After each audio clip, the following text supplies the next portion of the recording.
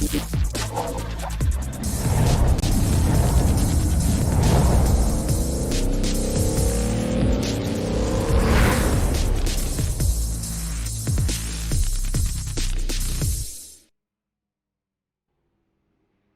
evening, ladies and gentlemen. Welcome here to the fourth race of the season for Season 3 of the Dark Horse IndyCar Series. It's the first road course stop of the season as we prepare for the LMC Gear Road America 35. I'm Seth Cole alongside of Bronson Stafford. And Bronson, a road course here today, 14 corners, a little over 4 miles in length, and 35 laps await these drivers. But there's some pretty difficult corners here at this road course. Yeah, Road America is an interesting track. Like you were saying, though, definitely turn one is a tricky corner, and you got to go all the way to the other end of the racetrack. Canada corner is always tricky. What else? We got turn three, probably one of the heaviest braking zones and a prime passing opportunity just before going up the hill to turn four, where that's also a tricky corner. Just, you kind of got the blind braking zone. You have the long carousel going just before the backstretch with the kink. There's some good corners at this track and a lot of passing opportunities.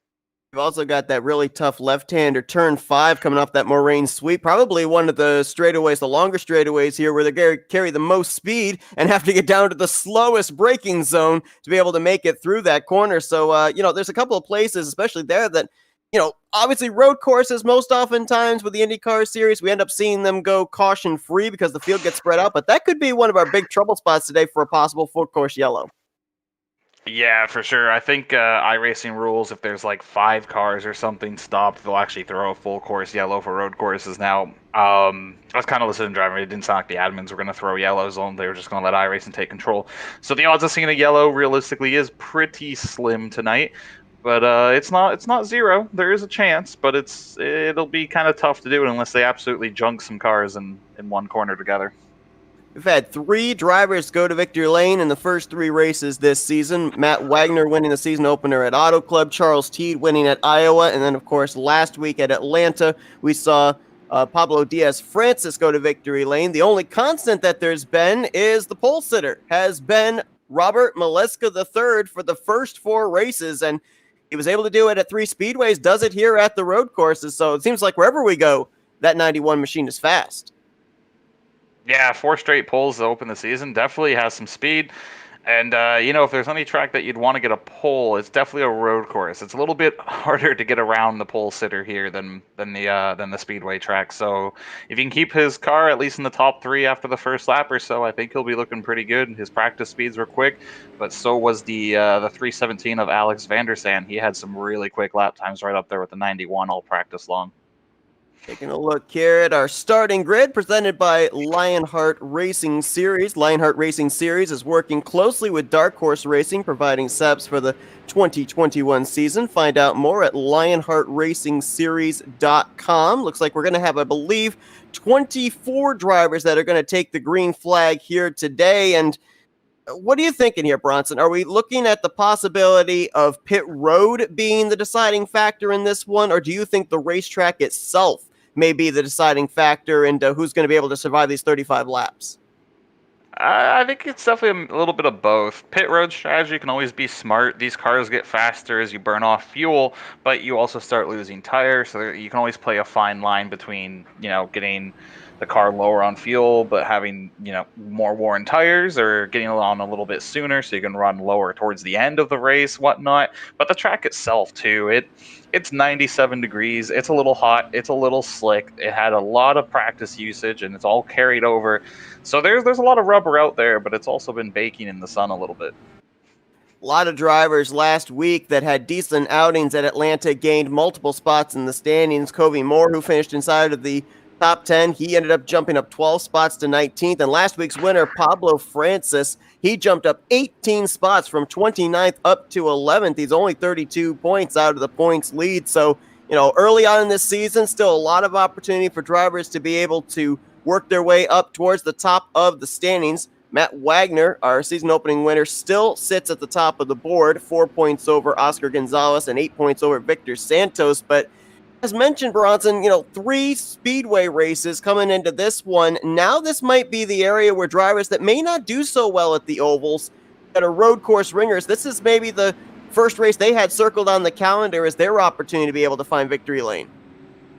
Yeah, road courses always give a really interesting dynamic to any series, but especially one like Indy cars where the cars like it's a completely different spec car. At least with the NASCARs, you kind of, you're still running the same big V8, same downforce levels, everything like that you run. The Indy cars get a whole new aero package for a road course, so it's completely different how it drafts, how it brakes, everything from what they've been used to for the last 3 weeks. So it's definitely going to be a challenge for some of these guys. But yeah, I mean, you definitely see some different names. And of course, as well, with it being a road course, these drivers for the first time this season will be able to utilize push to pass. They have 10 push to passes to use during the course of this 35 laps. Going to be just a tick over 140 miles in length. As through the final corner they come, heading up the uphill front straightaway. Pace car is going to turn them loose. And Robert Maleska III about to get us underway here at Road America.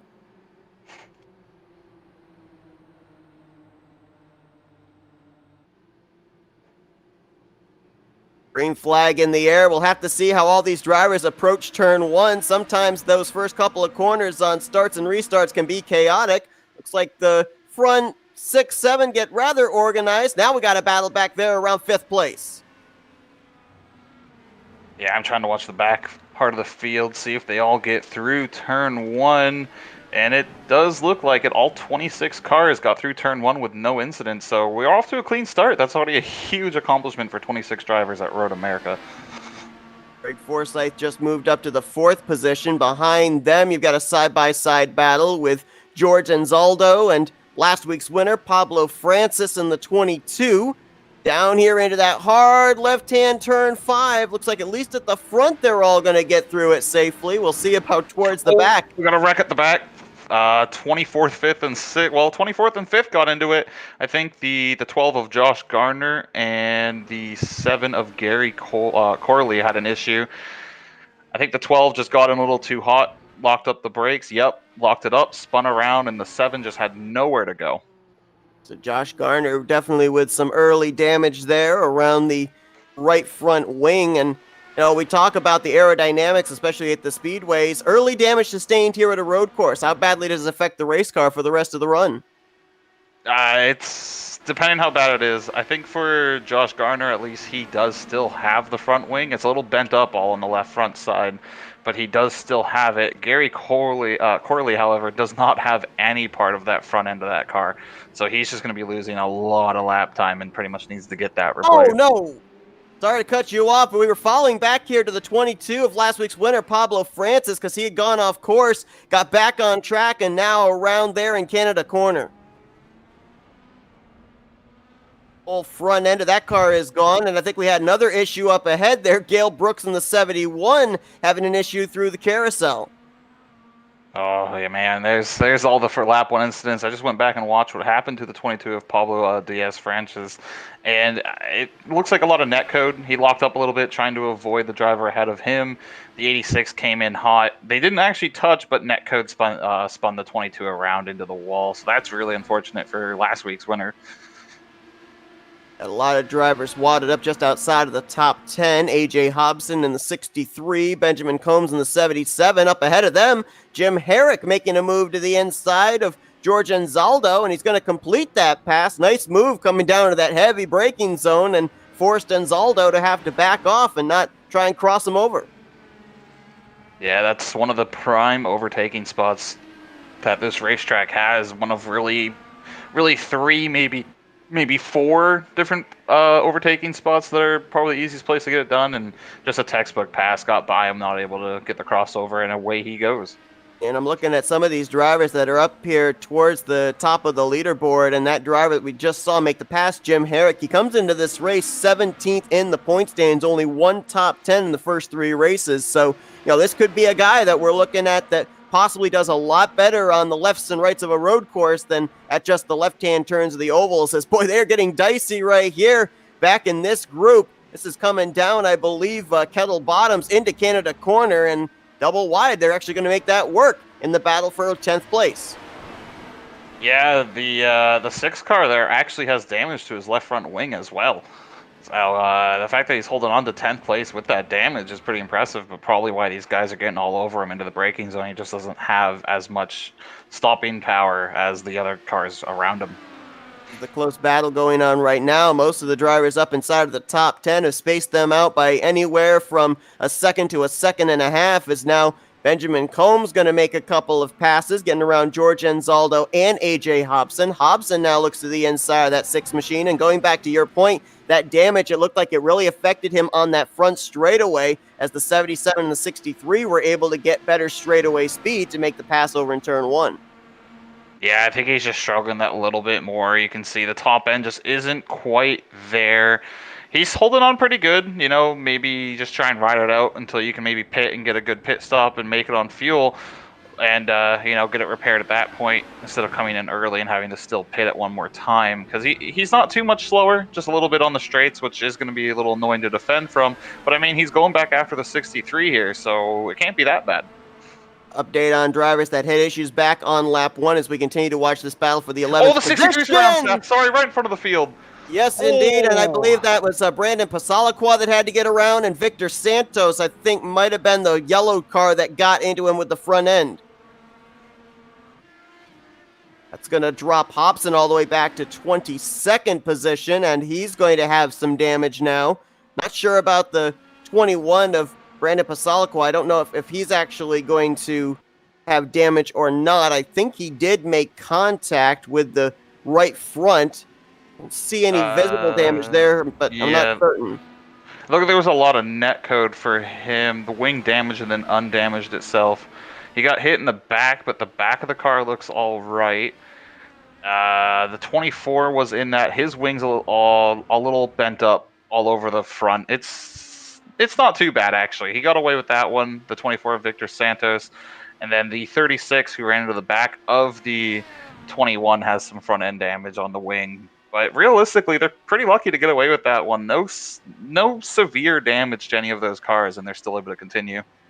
Battle back here for 18th. Jason Butler trying to get the 18th spot away from Kristen Nelson, as AJ Hobson in the 63. He is now coming down pit road after his spin on that last lap.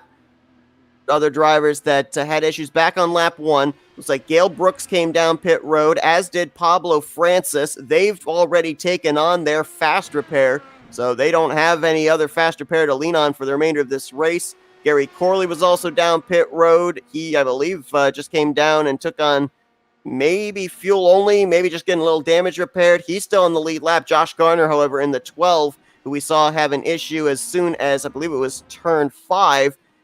He is 1 lap down right now to the leaders, hoping that a caution comes out, because I believe he would get the lucky dog if we were to get a full course yellow. But again, at a road course, very unlikely that we're going to see a full course yellow happen. Yeah, it's already starting to spread out. I don't think we'll see one at this point. Real quick though, this last lap, the 99 of Matt Wagner ran off the track through the sand just before the carousel. No damage done. He did lose the position to Craig Forsyth, so he did lose one spot, but he's still right behind him. And what happened to the 317? Did he just come out of pit road? He went from 2nd to 6th now. Yeah, he's still running, but yeah, he lost some spots. He did not come down pit road, but apparently he's either... Oh, he had issues that lap too. Oh, did he? Okay, so problems for him. Also saw the 54 of AJ Musselman. He had an issue in one of the final corners. Oh, yep, that blind braking zone up the hill. He just locked the rear tires and spun it around. Had to wait for a clear spot in the track and lost a couple positions there for the 317 of Alex van der Sant. But the car has no damage. He is back going. He was the only one really keeping up with Robert Maleska. Sorry about names. I'm clearly new here, but he was the only one really keeping up with him. So for now, Robert's got a clean track all around him. Got about 5.5 seconds back to Craig Forsyth, who's been able to work his way from what I believe was a 7th place starting spot, now up to 2nd place.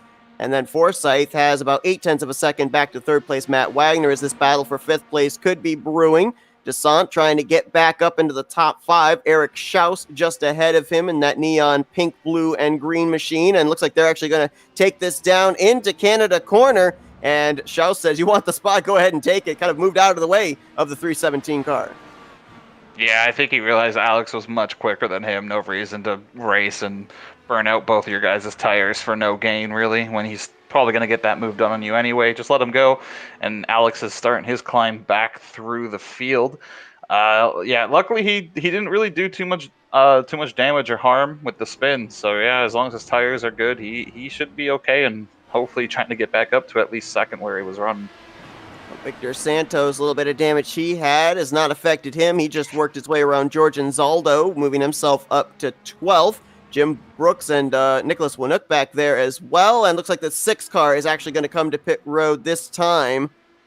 I would assume this is an unscheduled stop for him with the damage that he sustained. He just figures it's too much. He's got to come down, get that damage fixed, and get back out there at full speed. But the thing that I'm thinking here, too, there's been a couple of times that FRN has called races at Road America, and it seems like if you're going to have an issue, have it early on and then use the rest of the race to try and combat it. Because if you have issues in the second half of this race, more than likely you're not going to be able to improve your spot with the limited time you have left.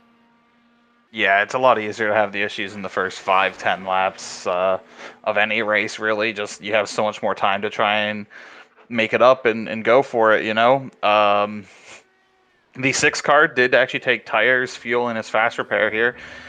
I have no idea what fuel's looking like on these cars, so if he can make it from here, then he'll be sitting pretty good. He can just go he's not completely by himself. He does have a driver behind him, which is actually Pablo in the 22, who also had early issues. So they can just kind of run around, do some hot laps, and hopefully when everyone else pits, they can cycle through to wherever they do, and hopefully be able to hold on to the spots if they're good on fuel.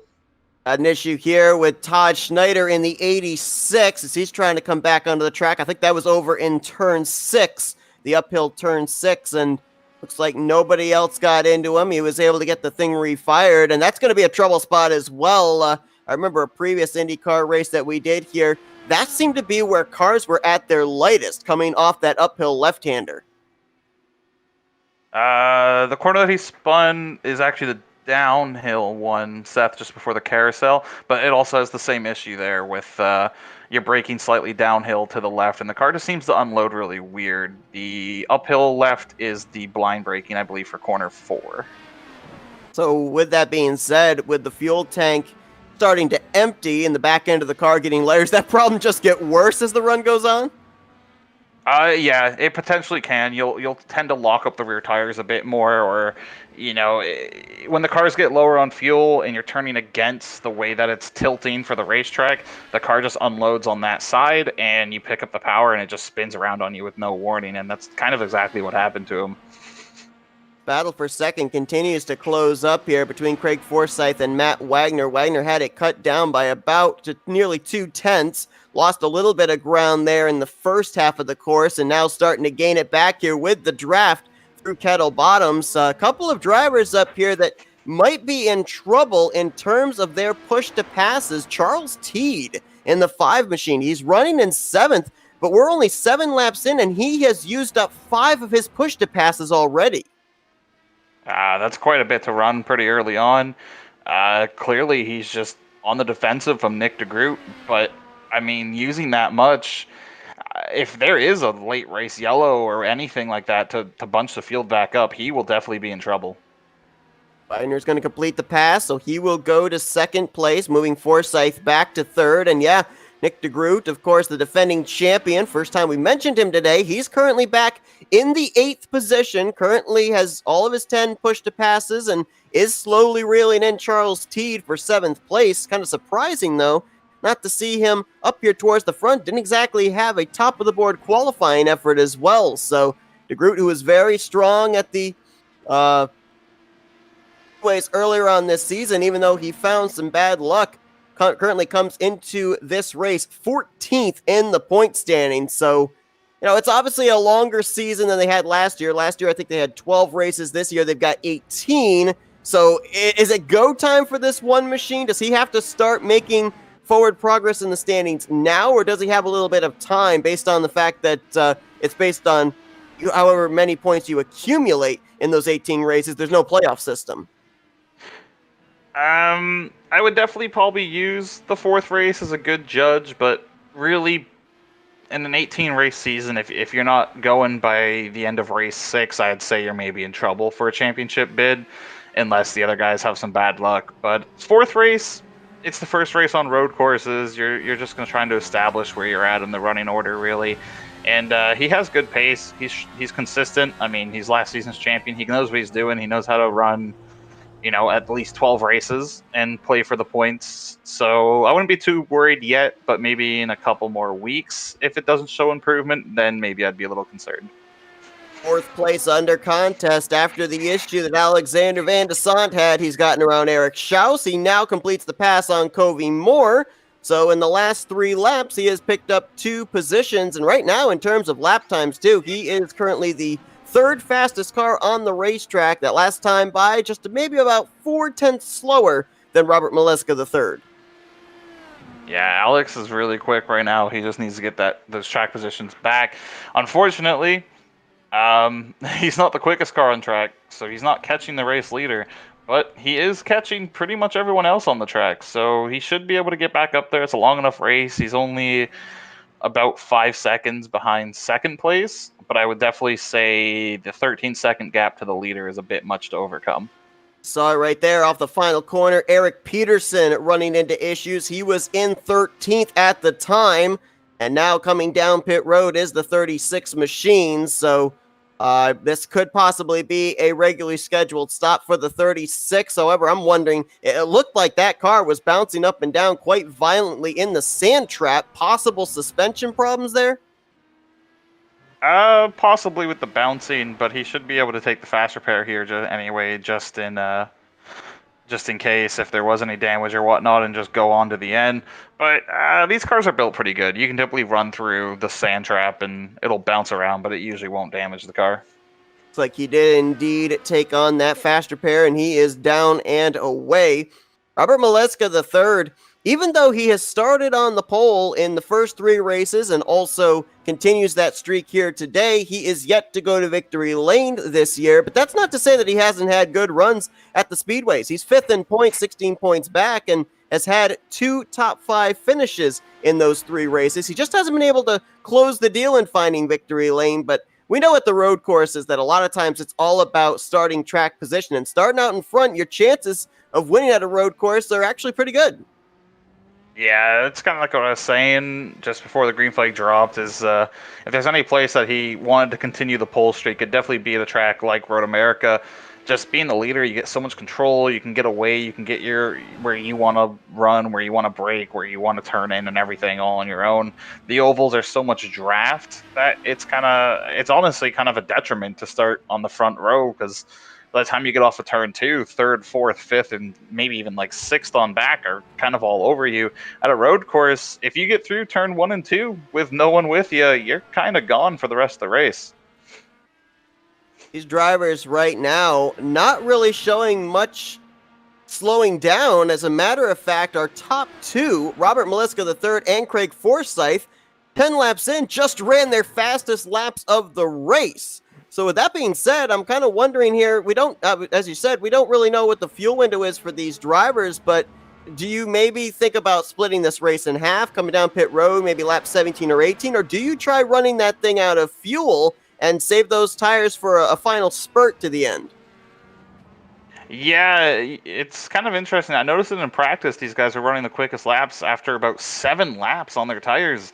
And usually it's just a combination of having low fuel, but typically the tires will wear away as well. So it'll really be interesting maybe over the next 5 laps to see where the lap times are. And I think really you'd make your decision from there. But with the way the tires are looking with fall off, you could definitely do the halfway strategy and work out really, really well. Charles Teed in the 5 coming to pit road. I believe this is a regularly scheduled stop, so this could be the indication of when drivers could be making their pit stop here today. Teed giving up the 7th position to come down pit road in that number 5 machine, our winner from Iowa Speedway. Like 77, Benjamin Combs is in this lap as well. Yeah, Yeah, it makes me wonder if this might be the beginning of the fuel window where you can pit from here and make it to the end. Yeah, 25 laps on fuel sounds doable. This sounds like what these cars should be able to do. Real quick, up front, if you take a look, it looks like the 317 of Alex has caught up to second and third position, as they are really all on the same straightaway, if not same corner. Yeah, that last lap, he was 2 seconds faster than Matt Wagner and about 0.6 of a second faster than Craig Forsyth. So he is closing in on those two very quickly. Our leader hits pit road. So Robert Maleska III coming down pit road. And it's kind of interesting because I was noticing the last 3 laps that he ran got faster and faster. His last lap was actually his fastest lap of the race, 1:44.127. So it kind of says to me that he knew he was coming up on that pit stop and he was going to try and get everything he could out of that race car in that final couple of laps of that run. Yeah, so just a quick note, everyone in the top 5 just pit besides the 99 of Wagner. So this has to be when the fuel window's open if guys are coming in this early, get it done, and then just take the tires, take the fuel, and go to the end of the race. Just, run it that way. But interesting, for all the 99 stayed out the lap and he loops it. He lost it through turn 1 and 2. Yes, he did. Matt Wagner, that is going to cost him greatly in terms of track time, as 6 of the top 7, now 7 of the top 8 came down pit road this lap. I think he was saving fuel to try and make it this one more lap. It sounds like he has the clutch pushed in. There's no sound from the motor. And then when he lets off the clutch, the car just spins around due to the RPM change. Looks like another driver is going to stay out this lap as well. Nicholas Winook in the 33, as just about everybody else is on pit road. Nick Degroot, we saw hit pit road. Jim Herrick has hit pit road. Brandon Pasaliqua, also Jason Butler. Looks like the driver that's going to benefit from this was the guy who pitted the lap before, Charles Teed. He's making his way around a couple of these guys that just pitted this time. So maybe that extra lap is going to benefit Teed in terms of improving his position. He was 7th before he came to pit road. We'll see if that's where he cycles around to, or if he's going to gain or lose a couple of spots when we finally cycle around this green flag run. Well, the advantage that Teed gets from pitting the lap before is this lap, his tires are up to temperature while everyone else is still trying to get them to temperature. So he can kind of push a little bit harder, keep some spots. As you can see, he is closing in on the 101 car. Although, is he a lap down? No, that's for position. No, he's not. That is for position. So yeah, he is closing down on the 101, and you can just see it just tires are up to temperature while the 101 just is not yet.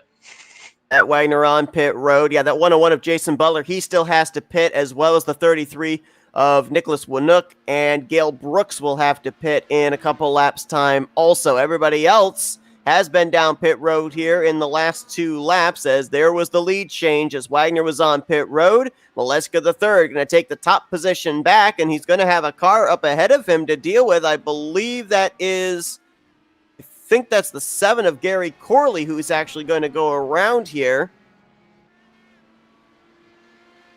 He just lapped Todd Snyder. The 7 is a little bit up the track, but the 7 will be the next car to get lapped.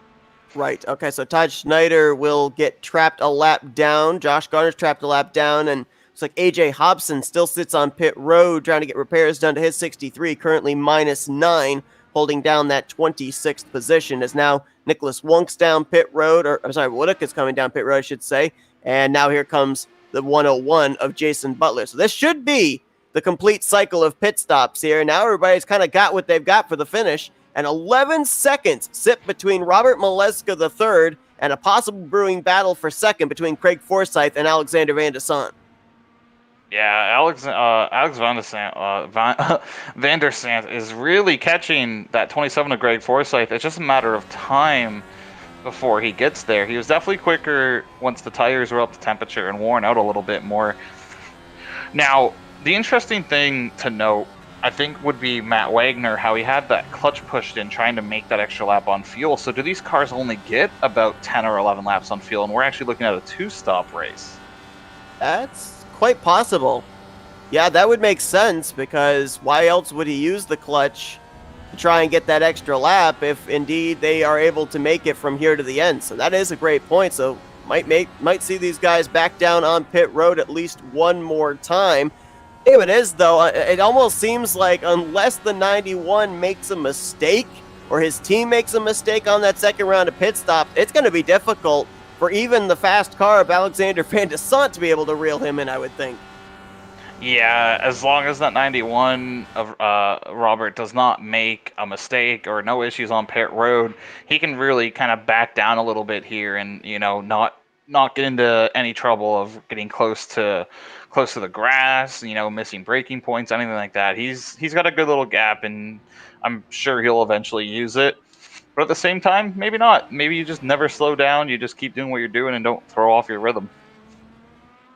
Well, folks, tonight we want to thank the sponsor of the race, LMC Gear, for the LMC Gear Road America 35. Lightweight Motorcycle CampingGear.com wants to be your one-stop shop for everything motorcycle, camping, and backpacking related. They specialize in high-quality gear that is extremely lightweight and compact, so it can be safely and easily carried on your motorcycle or in a backpack.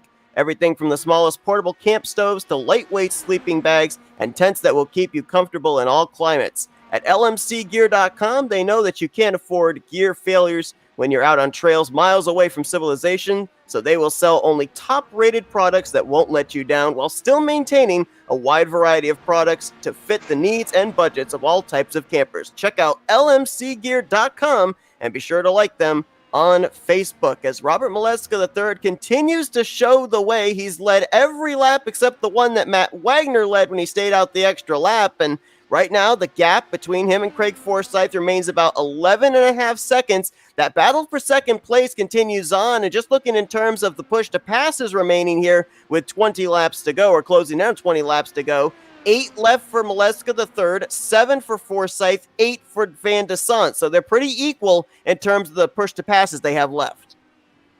Yeah, that means none of them really been using them too much, just here and there for little moments. Yeah, I don't really think I don't think they'll burn too many. Maybe the 27 and the 317 will start using some here as they're about to be in a battle for second.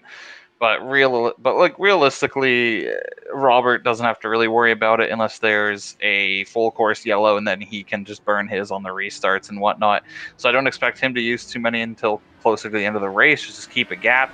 But the battle for second, Seth, it's heating up. Alex is pretty much there. He is there, and they both had to make their way around Todd Schneider, the first car lap down in 20th place, before they could resume that battle, which is only about 5 car length separation, closer than that, going through turn 7. And it looks like maybe, just maybe, that battle will culminate on the next lap. On the flip side of drivers that have not saved their push to passes, 5 have been used by Krista Nelson, 6 have been used by Charles Teed, and I can't believe this. I mean, we are about almost a third of the way through right now, and 9 of the push to passes that were given of the 10 have been used by George Anzaldo. So, you talked about how detrimental that is if you have a late race restart. What about here for a 20 lap run to the finish? I mean, do you pay the price not having any push to passes with the field spread out? No, not too much. You just kind of the field's spread out. You can just kind of run your own pace, run your own laps. The guy behind or the guy ahead using a push to pass isn't going to make up enough time where it's going to matter over one lap kind of thing. So realistically, if you're just running them out, then it's whatever. But I almost question why you're using them if you're running by yourself as well. So that's an interesting strategy for the 6 car. But yeah, if there's a late race yellow, I don't expect him to stay in the position he's floating around just because everyone's going to be able to get a power boost basically on the straightaway, and it's not even going to be fair at that point. And George Anzaldo had a great start to the year, finishing up in the top 10 in the first 2 races of the season, but he did miss out on Atlanta last week, which dropped him 10 spots down to 12th, now 36 points out of the points lead. How about the 15 of Covey Moore, though? Because last week was kind of the turnaround of the season for him. He jumped up 12 spots and stands up to 19th, and another solid outing. He's currently up inside of the top 5, holding down the 4th position. Yeah, he started 7th. He's running 4th, so just 3 places gained this race so far. And, that's after the Matt Wagner spin that he had on staying out that extra lap. So even then, he was still running top 5. So not a bad race so far for that 15. And He's not as quick as the top three, but he seems to be lapping a little bit quicker than Matt Wagner, so he seems pretty good for fourth spot right now. Gary Corley, who was a lap down, he just came down pit lane to complete what I believe was a scheduled stop with the 7 machine. That's going to lose him a second lap, and it looks like the 71 of Gale Brooks has actually gone to the garage area, so the 71 right now scheduled to finish in 25th, unless the 63 of AJ Hobson can get out there and complete 9 more laps to pick up that 25th position. As there you see the 7 machine coming off of pit road. This 12 of Josh Garner also on pit lane. He's multiple laps down after early issues on lap 1. Yeah, That battle for second place, it's kind of opened up now, Bronson. It was close, like about, 3-4 car lengths, and now there's over a second separation again. Yeah, their lap time was around the same, but the way they've hit lap traffic has definitely been interesting for Alex, at least. Craig has gotten them nice and early on the straightaway, been able to get around them in the 27, and Alex just hasn't had that luck. He's had to get them in the braking zone or midway through a corner, kind of take a different line, and you just lose a couple tenths, and it just adds up here and there. Their lap times are pretty close. I think the thing you might have to look out for if you're the 317 here is following behind a car heats up your tires and your brakes a little bit more, and you just don't have that optimal grip that you've been so used to or that you really want. Well, if the projection is correct, we're going to be seeing these drivers coming back down pit road somewhere within the next 7 to 8 laps for what potentially will be their final pit stop of the day, if indeed they do have to make that second pit stop. I do know that back at, I believe it was Atlanta and at Iowa, they ran with, I think it was an 80% fuel tank, and so I'm assuming something similar to that here at Road America, forcing these drivers to have to make pit stops here under green flag conditions, certainly shuffling up the running order. And drivers that gained off of those green flag pit stops would include the 317 of Alex Van de Sant, moving himself up to 3rd place. Also, the 1 of Nick Degroot picked up a couple of spots from 9th up to 7th, but a couple of drivers that really lost spots. Matt Wagner, after his spin, staying out that extra lap, he drops from 2nd down to 5th. Another driver that lost quite a number of positions would have been the 21 of Brandon Pasalico. He actually was up in 11th and dropped down to 14th place. So pit road definitely having its ups and downs for some of these drivers. Yeah, pit road can be tricky, especially with an open wheel car. They have so much grip, but only at high speeds. You get slow, you get on the gas, they're easy to spin her out. They're hard to slow down sometimes. So it's just, guys might be better getting on and off pit road. I'm just looking at numbers of when they all pit. Pretty much all the leaders came in after 11 laps. This is a 35-lap race. These guys are going to be super close on making it on one more stop. And that's if they come in at around lap 23 or 24. So if these guys come in at 22, they need to go 13 laps when they've only been getting about 11 on fuel. Is it possible to be able to save 2 laps of fuel here at this road course? Is this a fixed setup league? I believe so, have? Then I'm not sure if they can change the fuel mapping settings on a fixed setup. If they can, you can run in a slower fuel map, and basically it saves fuel, but you have less power on the straightaways. A guy like Robert in the lead by 12.5 seconds, if he has that option, it's worth doing. You can cut out an entire pit stop, and pit stops are 40, 50 seconds of time lost most of the time, especially with this one. This one has a long pit road, so it's probably about 30 seconds plus that you'll lose. But if you can't change it, then I guess it's really just, hit when you can make it to the end and go from there, or run it dry and put the minimal amount of fuel in. This battle for second place now making its way around Krista Nelson. And I'll tell you what, Robert Maleska III not only going to work on laying down lap times, he's also picking them up and putting them down in terms of putting drivers off the lead lap. He passed Krista Nelson a couple of laps ago. He just went around last week's winner, Pablo Francis, and Jason Butler. So right now, 16 drivers currently on the lead lap, and he's got a couple more just up ahead of him that he might lap momentarily. George Anzaldo and Victor Santos, the 6 of And Zaldo was just on pit road, so he's got fresh tires. And you can see right here, there's really no contest coming down Kettle Bottoms. That 91 is on it in terms of the speed he's able to carry. Yeah, you were saying the 6 just pitted. His tires are cold, so he doesn't have much grip in them for about this first lap or so. And you can just see how much quicker the 91 was through the kink and all the way down that straightaway until Canada corner. It's just he was able to keep the car more throttled up, just had the grip and was able to get past him easy. And then he has Victor Santos just ahead of him. So yeah, he's putting on a clinic. He's just lapping guys, and he's still pulling away from the other guys in the top 3. And some of these guys have been coming off some really good momentum. Victor Santos, who's just about to go a lap down if the 91 reels him in. He's third in the points coming into this race. And, of course, as we just saw moments ago, Pablo Francis, last week's winner, getting put a lap down as well. So a lot of drivers struggling. We have officially now got 3 drivers in the garage area. We mentioned Gale Brooks already. AJ Hobson did indeed get his car pushed back behind the wall. He'll finish 26th, Brooks in 25th, and Josh Gardner, who had his issue back on lap 1, he is officially out in 24th. So we have 23 drivers running still on the racetrack, and with Victor Santos going a lap down now, only 14 of them currently on the same lap as leader Robert Maleska III. Battle for second, heating up again here as we're past the halfway point. We've got a second round of pit stops that's going to be coming up momentarily. We'll cover those in just a moment. We're going to go to a commercial break here. You won't miss a thing. We'll keep it here on this second place battle as we go FRN side by side.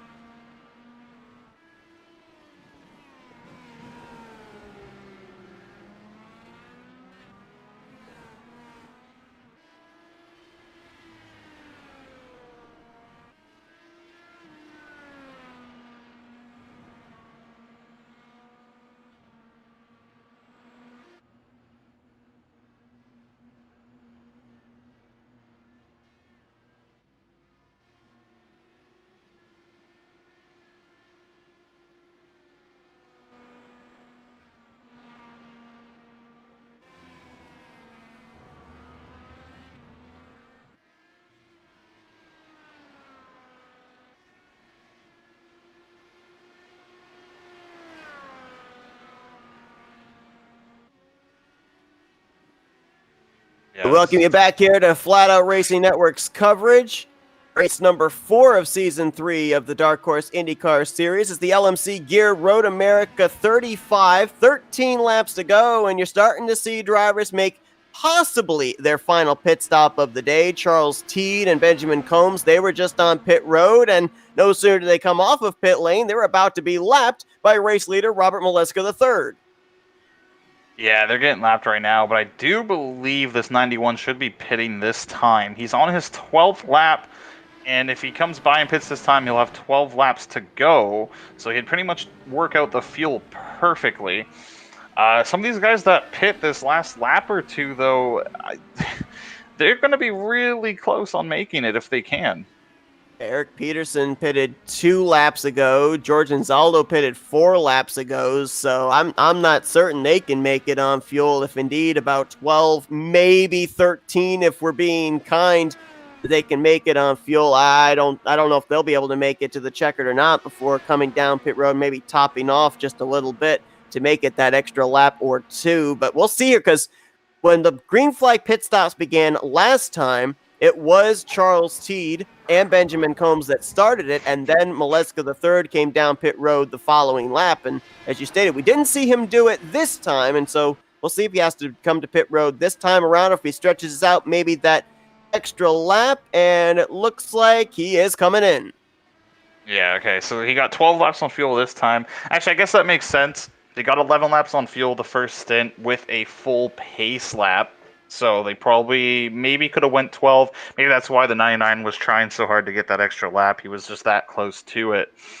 Because he did make it. He didn't run out. He just did spin out with the clutching.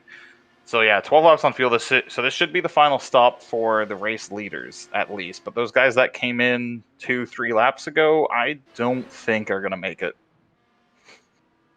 And Desant, Forsyth, Covey Moore all coming in this time. And I was wondering about that 99 of Matt Wagner, since he had stayed out an extra lap on the first round of pit stops, if he was going to stay out this time. But no, he comes down pit road. Also on pit road just moments ago was the 76 of Jim Brooks, but he was on the tail end of the lead lap. That's why we saw him coming down ahead of the race leader.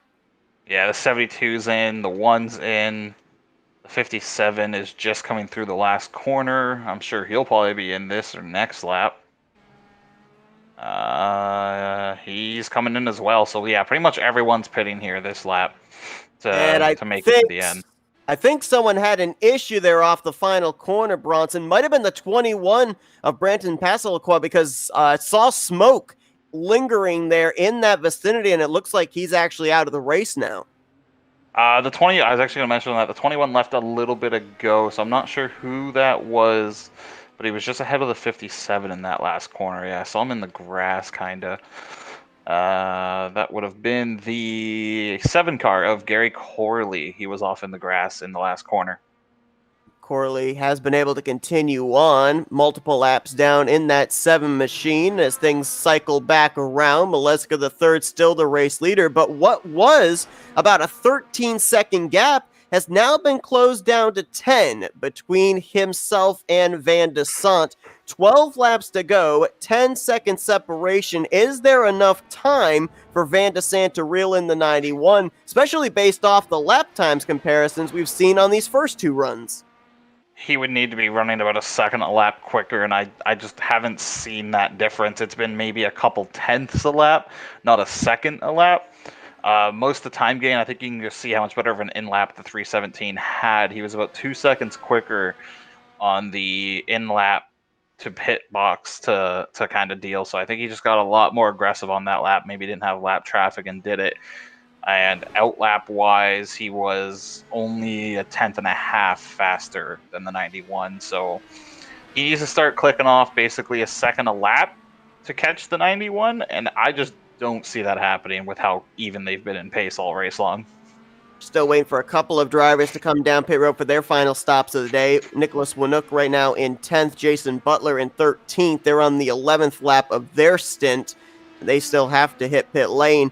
The only driver right now that kind of shuffled up the running order of the top 10 based on pitting earlier was George Anzaldo, but he pitted 6 laps ago. So based on the projections, we know he'd be anywhere from 2 to 3 laps short on fuel. I would even go as far as saying I think he's about 4 laps short. He came in on the end of lap 17, so he's already been out there for 7, coming to the 8th lap of this run. So he pretty much would have to pit within the next 3 or 4 laps to be able to make it to the end of the race.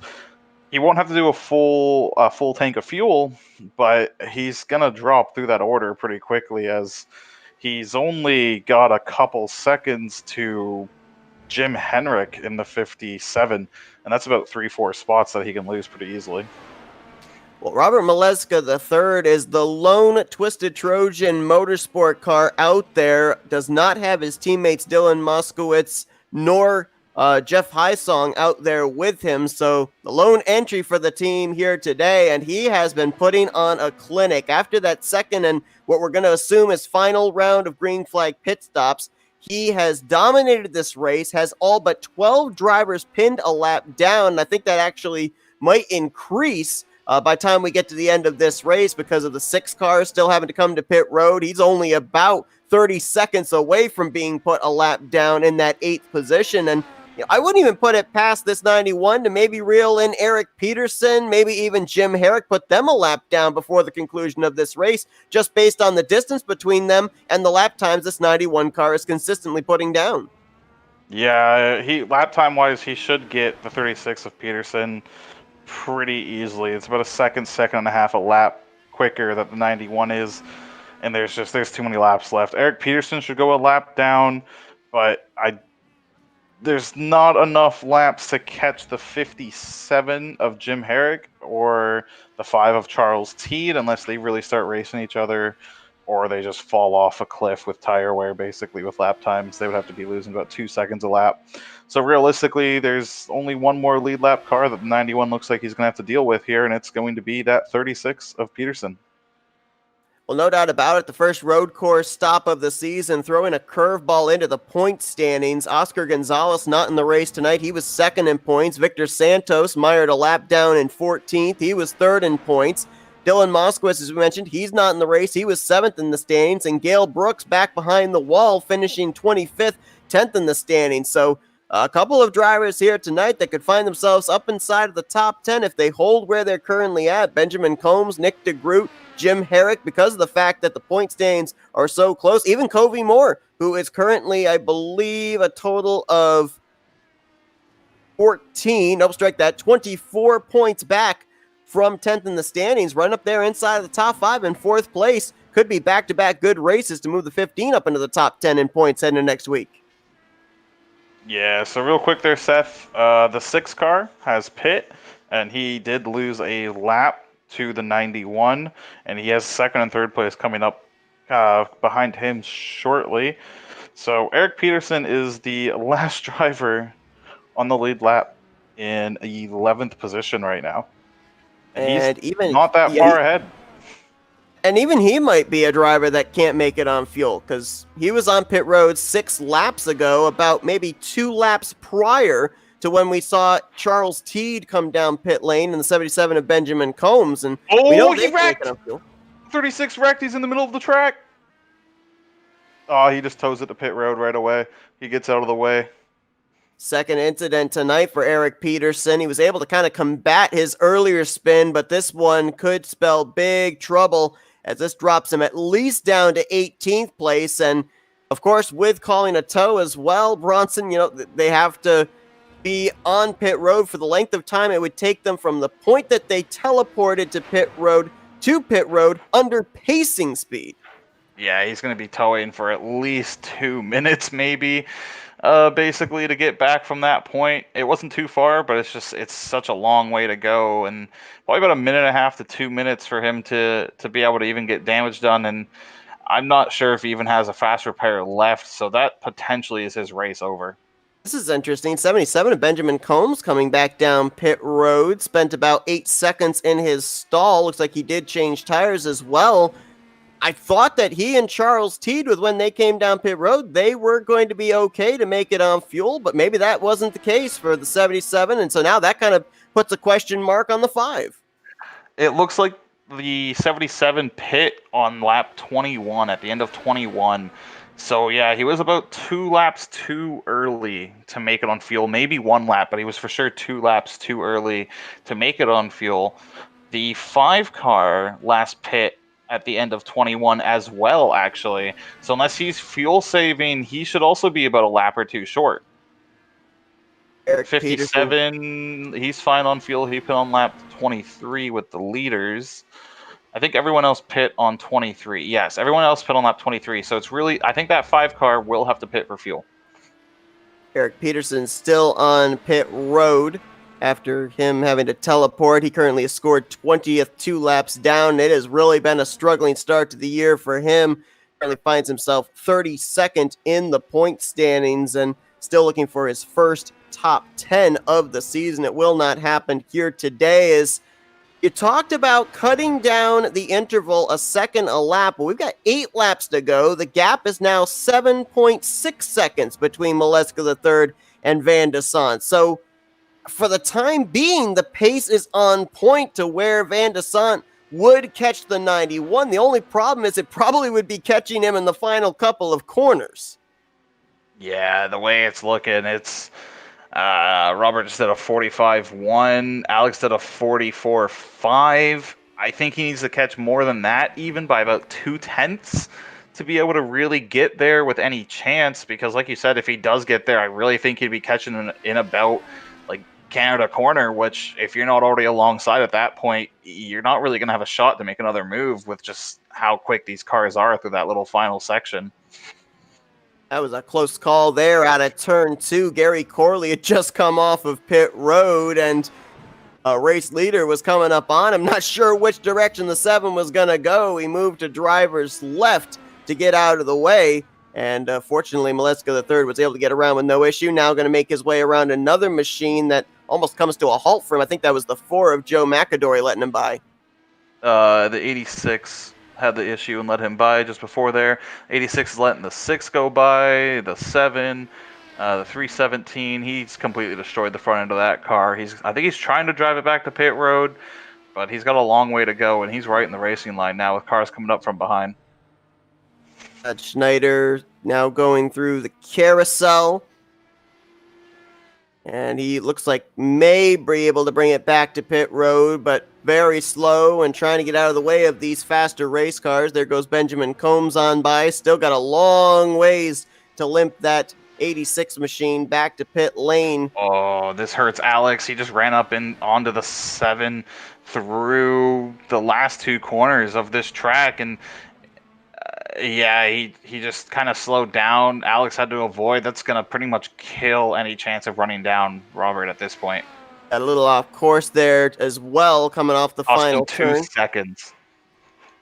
Saw there Eric Peterson coming back down pit road in the 36 machine. And yeah, that could be right there. That one moment alone could be the all she wrote moment for Van de Sant's opportunity to be able to pick up the victory here today, or at least battle for the victory. He's 8th in the point standings as Van de Sant, so it'll be a good points day overall nonetheless, but just so close to maybe being able to make it be a last lap shootout between himself and Maleska III. And now all of a sudden he has to make up almost 9 seconds with 6 laps to go. Yeah, he lost about 2 seconds. I think that's all she wrote, barring the 91 having a mistake or having the same issue with the lapped car. But there's a battle for 4th that could happen if Covey Moore picks up a little bit of pace. The lap times are only about 2/10 separate, and it's under 2-second gap between them. So there is a chance there. And the 57 of Jim Herrick has caught onto the back wing of Charles Teed, but I do believe Teed has to pit again, so that battle's almost a moot point. Yeah, and if he doesn't have to pit again, then he's definitely in fuel save mode, so he can't go nearly as aggressively as he would like to. Jim Herrick, on the other hand, 2 laps better on fuel, is able to go as hard as he wants to the end. So kind of the 5 car in a bit of a sitting duck situation. Yeah, the 5 car at this point is just maybe trying to save fuel, make it in about 9th position, or he's going to end up having to pit, and he realistically would probably fall 11th, maybe even 12th, as Benjamin Combs and Nicholas Winook really aren't that far apart, so he could either come out right between them or just behind them. I mean, even Victor Santos isn't that far between. So Charles Teed has to be careful here. If he doesn't have the fuel to make it, he's just going to lose time trying to save it. And then if he has to pit anywhere, he's potentially going to lose 4 or 5 spots. Tonight's the LMC Gear Road America 35, and LMCgear.com actually is a sponsor for one of the race teams here today. And 4-car team, 3 of them doing really well here. Alex Van de Sant, one of their drivers in second, Craig Forsyth behind him in third place, Jim Herrick, who we just talked about right now, in ninth. Krista Nelson is a lap down, but currently holding down the 17th position and still out there on the racetrack. So pretty good run here for the team that has the sponsor of their team and the sponsor of today's race, but they're all chasing Robert Maleska III, and he is just picking up laps and putting them down. Going to be 4 laps to go when he comes back around this next time. Yeah, he's running good. He's got quick lap times. It's really a shame if you look at what happened to the 317 of Alex van der Sant at the beginning of the race. He was keeping about a 2 or 3 second gap right behind Maleska there the entire first stint into his mistake. So we really could have had a good race on our hands at the end here. And, they'd probably be racing each other right now, really, or, at least giving it a better shot than 8 seconds. But still, what a good drive for Alex to come back after that. He fell about 4th or 5th and was about 18 seconds behind, and he's within 8 seconds now. So definitely not a bad race. It's just, one of those what could have been situations almost. Yeah, first and second on the racetrack now. We're actually first and second in the practice speeds. Maleska III actually sat at the top of the standings for most of the practice session. Van de Sant was able to top him with maybe about 10 minutes left in that practice session to have the fastest lap time during practice. And then, of course, it was Maleska III picking up his 4th straight pole position. And I mean, take nothing away here from Robert Maleska III getting that pole position, showing great pace all day. But you touched on the one word moments ago that I think kind of sums up this race for the 91, and that's mistakes. He's made none. That's what's allowed him, I think, most of all, to be able to have this gap between whoever is running in second place and dominate this thing from start to finish. Yeah, the 91 has just ran a perfect race. He got away good on the start. He's caught lap traffic in good spots. He's, as the race leader, has been given the respect that, he's earned being out in front kind of thing. He's gotten past them on straightaways or, in a braking zone with the preferred line and whatnot. He's had good clean pit stops, and he's never really touched the grass or anything. The 317, he had the one issue earlier in the race, but he's come back from it. 27, he's had a pretty much perfect race. He's went off one time just before the carousel, giving up the second position to Alex van der Sant. But besides that, he's had a near perfect race. Matt Wagner stayed out that extra lap. He just had that one spin. Besides that, he's been on track and good lap times the entire time. Covey Morris had a good race. So it really was just eliminating mistakes. And you can see what it's done for Robert as, 3 laps to go now. And he's his lead's starting to grow out a little bit, it looks like. Oh, it's interesting. Coming into this race, 5 drivers had completed every lap of the first 3 events. After we leave here today, unless something happens, only 1 driver will have completed every lap in the first 4 races, and that is the 72 of Eric Schaus. A couple of other drivers that had up to this point completed every lap. You had, it was Victor Santos. He is a lap down, so he won't complete every lap here today.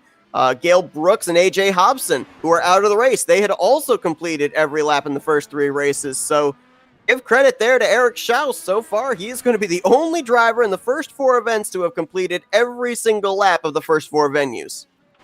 Yeah, that's not too bad. That's just showing that you're consistent. You're keeping the car out of trouble, keeping it on track when you need to, and, doing what you can in that very vibrant neon-colored car. But he's running good. He's running 6th. He's just keeping it on track, and he's in his own little zone right now. Not, doesn't really have to worry about being caught from behind too bad here. He's got about a 4-second gap on Nick Degroot, so he should be fine for the end of the race. I'm looking at lap times, and Jim Herrick looks like he's going to get lapped by Robert on probably the last lap of the race. And he's only running a half second behind Charles Teed, so maybe the 57 Oh, and the Teed's 5 in. who could Teed's get a in. lap. So that He 5 could car not make is it. in pit road. Saw the 101 of Jason Butler actually on pit road the lap before as well. He couldn't make it on fuel. This is with gonna be 3 laps to interesting. this is with 3 laps to go. And Maleska the third stayed out 2 laps after Charles Teed had come to pit road. There's 2 laps to go. Yeah, he should be good on fuel. Just he came in at the end of 23. He got 12 laps. He ran lap 12 to 23. He did 12, and he's doing 12 laps this run, so he should be okay. The 2 laps that Teed came in earlier is clearly costing him here. The 6 has already passed him. The 77's passed him. The 33's going past him. I don't think Victor's going to get him, but he does have cold tires now for that 5, so that could be the difference here into turn 1. Nick Degroot. Oh, sorry, Seth, go ahead. No, it's fine. I was just going to say, when Nick Degroot won the championship last season, it's been a very quiet day for him here today. Right now running the 7th position. The defending champion last season went to victory lane a total of 5 times. Ironically enough, though, none of those wins were at a road course. And there's quite a number of road courses on the schedule this season. And with the slow start he's had and not really seeing him at the front here today, I mean, it's almost looking like this is going to be a bit of a challenge for Nick Degroot to be able to go back-to-back. Yeah, definitely. You can definitely see as seasons go on, you get better and better drivers, and you definitely like that as a driver. You like to see better guys come in and challenge you and whatnot. But it definitely might get frustrating at some point being last season's champion, and you're running outside the top 5. Really, nothing wrong with that. He's running fast. It's just Robert, like you were saying, he's gotten pole every race, so he's clearly a championship threat. Less than 4 miles to go as Robert Maleska III just took the white flag one more time around this winding 14-corner road course. And so far this season, a driver has yet to go coast-to-coast pole to win because Maleska III has started on the pole for all of them. But he does have the machine up ahead to possibly put a lap down. I believe that is a driver that's already a lap down. That's Kristen Nelson in the 13. We'll see what he's going to do here on this final lap. He's got almost 16 seconds to work with, so I don't know if he'll back his pace down and let the 13 run ahead of him to the checkered flag, or if he's actually going to kind of give himself a bit of a challenge to see if he can put the 13 down a second lap. I'm actually curious. It was only 8 seconds or so. I just went back and watched.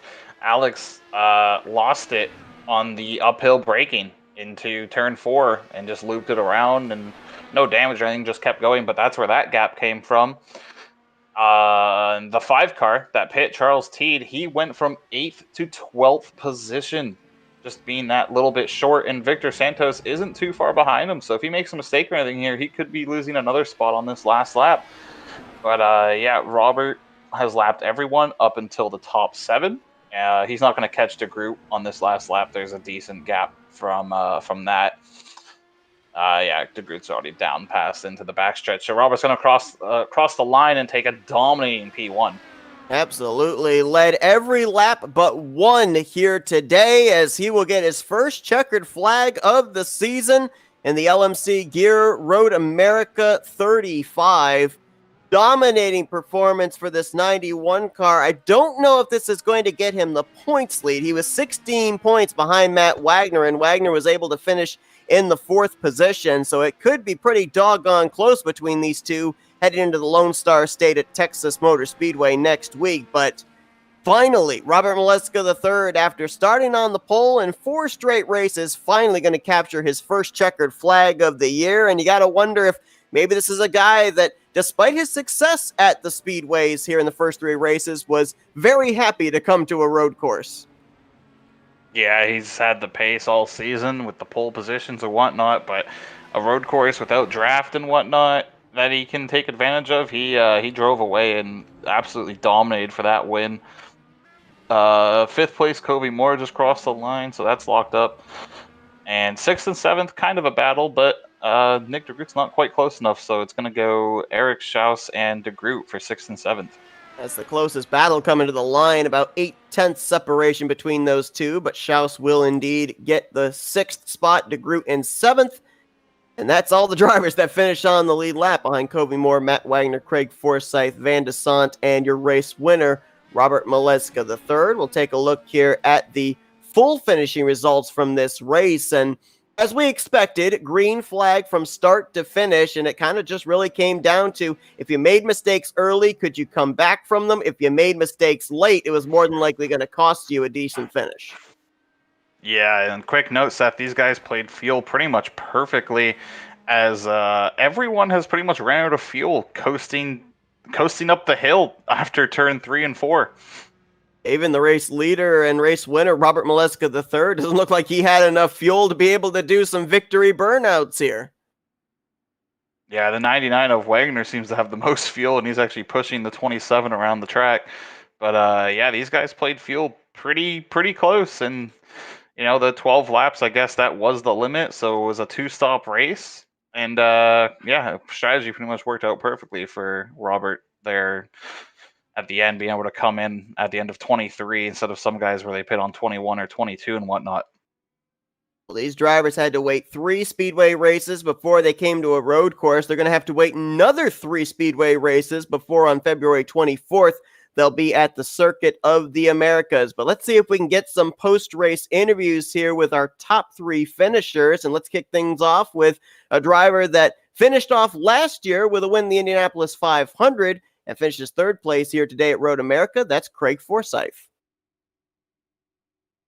Hey, Craig, it's Bronson and Seth up here in the FRN booth. You got us? I got you, boys. How you doing tonight? We're doing great, man. It looked like a grueling 35 laps out there for you guys. Finishing 3rd place here today, though. Never fell outside the top 5 all day, but what little more do you think you needed to be able to get up there and be in the same zip code with the 91 and the 317?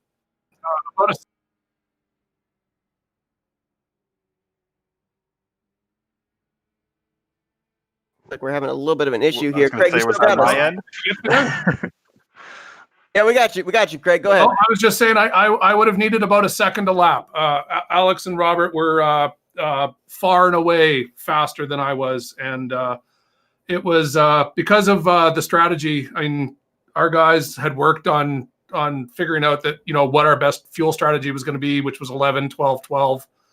But for me to run the 12 laps, I am a lead foot, so to dial it down and make sure that I made it. I mean, I ran out of fuel on turn 1 after the checkered flag, and Robert still coasted around for a whole nother lap. So those guys are fast and fuel efficient. 3 races in here, you came into this race 8th in the point standings. You've had a great run at the ovals. Were you one of the drivers that was looking forward to the first road course of the season, or maybe dreading it a little bit? I like road. I mean, I'm decent at road courses. I like road courses. I just wasn't sure how good the rest of the field was going to be. So it was good to see that I was going to be happy with the top 5. I'll definitely take a podium. That's for sure.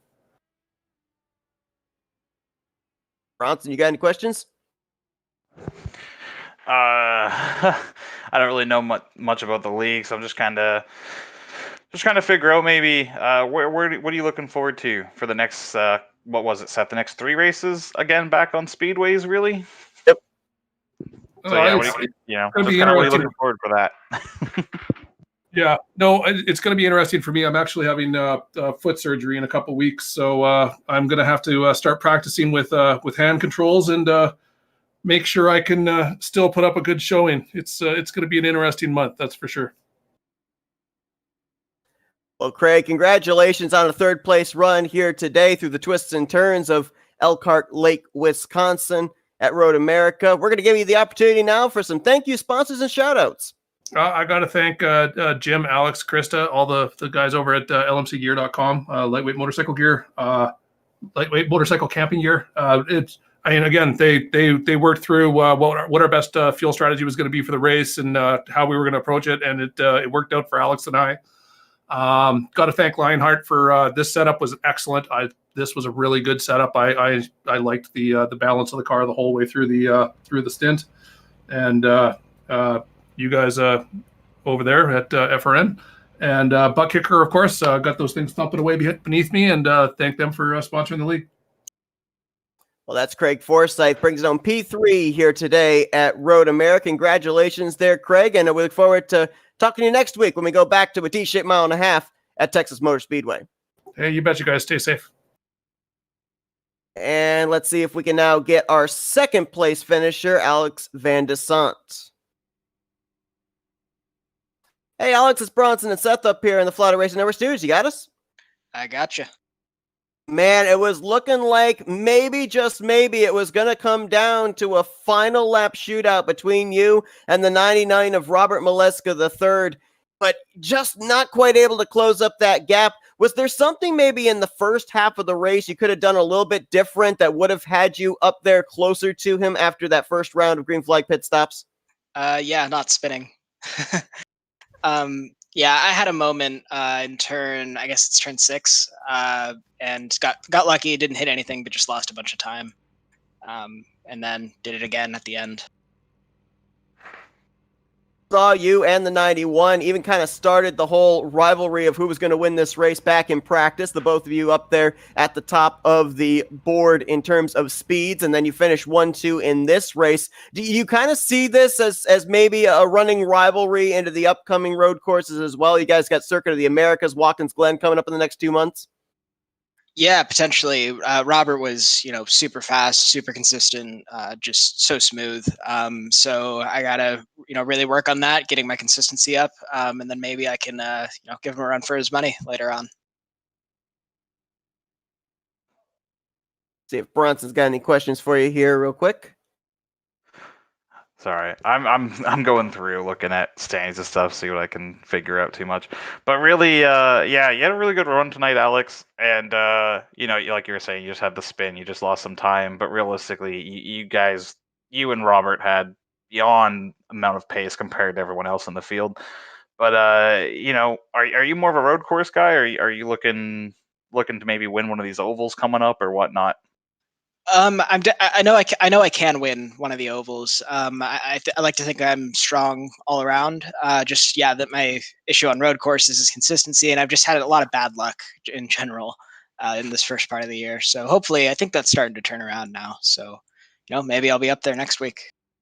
Yeah, I definitely caught a couple times. You caught lap traffic in worse spots than other guys, or I think you had the 2 self spins or whatnot. But besides that, you were super consistent all night. You were super quick, and obviously, take the momentum into the next couple weeks upcoming. And I think there's 3 races and then another road course, and go there with the same speed. And I'm sure, try and get a win one of them. And so a good night overall. And as Seth would ask, if there's anyone you want to shout out or whatnot.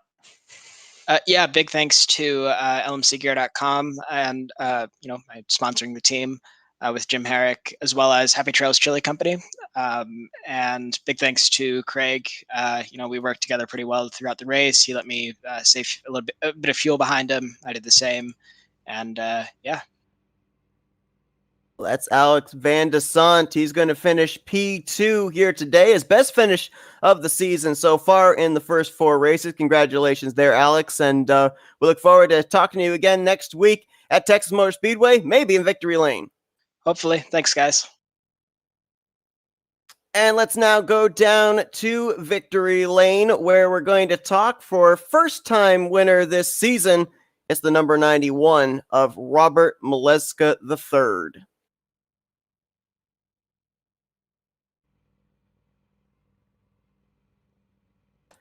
Hey, Robert, it's Bronson and Seth up here in the FRN studios. You got me? I got you, boys. Man, the only word I can think of in today's event with what you were able to do is dominant. You led every lap but one. You qualified on the pole position. We've seen you do that now 4 races in a row, but you finally close out the deal here today. Was it just kind of trying to remain consistent through the speedway races to finally get to this road course? Before about 2 weeks ago, I didn't think I was that quick on road courses. But doing the 24 really helped my confidence, and just especially under braking, I felt very confident under braking. I thought I could go probably deeper than anyone. And yeah, that's about it.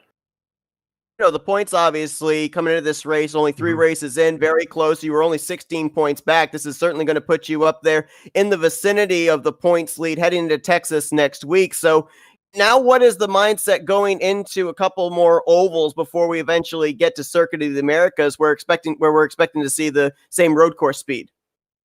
First off, just keep getting poles. If I can start up, first 2 or 3 rows, that'd be great. Just because clean air is always key on these ovals, and just how the season has started, I do have a ton of confidence going in with running around some of these guys that I haven't ran around, like Alex and Craig and Matt.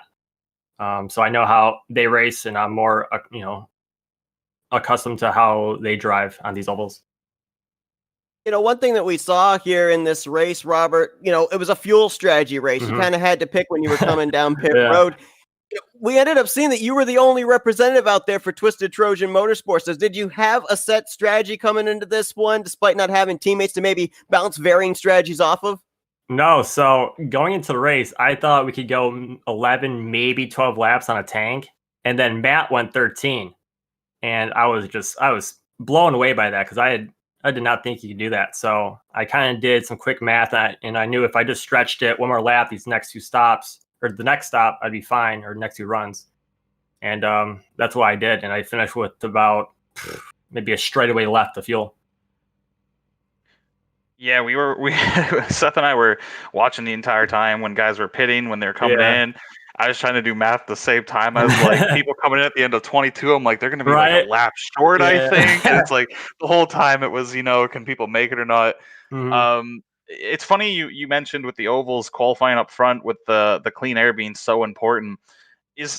I don't really do too much of the Indy cars, and I know this is the older DW12. Is it more important for the clean air with the DW12 versus the IR18, or is it just kind of one of those things that it's always an important thing with the Indy cars? I'd say the difference between the IR18 and the DW12 right now, in my opinion, is with this new tire model and damage model with the new car, it seems like you can't really pass much. So at that point, like, you can still suck up really well, but you just can't pass. But this car, clean air doesn't affect it as much, but you don't get enough of that draft. You can't really suck up well. If you're like a second and a half behind, you have to really drive right on the money to even catch them. Okay, I actually totally forgot the DW12s on the V6. That makes so much sense of why people are still running it as much. But that's a whole nother iRacing issue across the board for oval cars right now. That makes a lot of sense though, because I last time I drove the Indy car was the DW12, so I was just like, I clean air used to always be important, but I have no idea how much of what it was now. Yeah. But okay, that makes a lot more sense. I was just curious, from a driver perspective, what you had going on with that. But Seth, if you got any last things to add. Yeah, well, the point stands have actually come in, and Robert, you are taking the points lead by 9 points going into Texas Motor Speedway, so congratulations on that as well. And we're now going to give you the opportunity and hand the microphone over to you for some thank you, sponsors, and shout-outs. Even though my teammates were not in the race, I know I had their support on the stream, so thanks, Dylan and Jeff, for helping me out. Shout out to my friend Bobby that was also watching. And let's see if we can get 5 in a row polls next week and maybe go 2 in a row with wins. Well, he'll try to do that in the Lone Star State. That's your winner tonight from Road America, Robert Maleska III. 4 poles and 1 victory here, and now your new points leader going into Texas Motor Speedway. Congratulations, Robert. Go and enjoy that win. Yep, thanks, boys. And that's going to bring this 4th race of the 3rd season of the Dark Horse IndyCar Series to a close. And again, as we said when the checkered flag was taken, Bronson, what we expected, usually at a road course, to get spread out, you normally don't have a full course yellow. So it's basically from start to finish all about not making mistakes, and that's exactly what Maleska was able to do today. Yeah, he was just able to get the pole, get away through turn 1, and really just put on a clinic from there. Had Alex not had the 2 spins and lap traffic issues, I think we could have definitely had a race on our hands between them two, as their lap times all race long were pretty much identical. But, he didn't have any mistakes for the 91, and he's just able to drive away, get a win, and take the points lead and go into the next oval where, like he was saying, hopefully keep getting poles. comes the fourth different winner in the first four races of the season, taking the checkers here tonight in the LMC Gear Road America 35. Special thanks to Lightweight Motorcycle CampingGear.com for their sponsorship of tonight's event. And Robert Maleska III will have to see if this consistency is able to keep up heading into next week at Texas Motor Speedway. We're back to oval racing before we end up getting to the Circuit of the Americas. 3 more ovals, Texas Motor Speedway, as well as Phoenix and Twin Ring Motegi are going to be the next venues for these drivers during the month of February. It's been a great one here tonight. Bronson, appreciate you joining me up in the booth for this one. That's always fun, Seth. Thanks to everyone that tuned in tonight. Hope you enjoyed our coverage. Tune in next Wednesday night. Green flag to fly at 8 p.m. Eastern Standard Time for the 5th race of the season here for the Dark Horse IndyCar Series. Once more for Bronson Stafford, I'm Seth Cole. Enjoy the rest of your Wednesday night as you've been watching another broadcast courtesy of the Flatout Racing Network.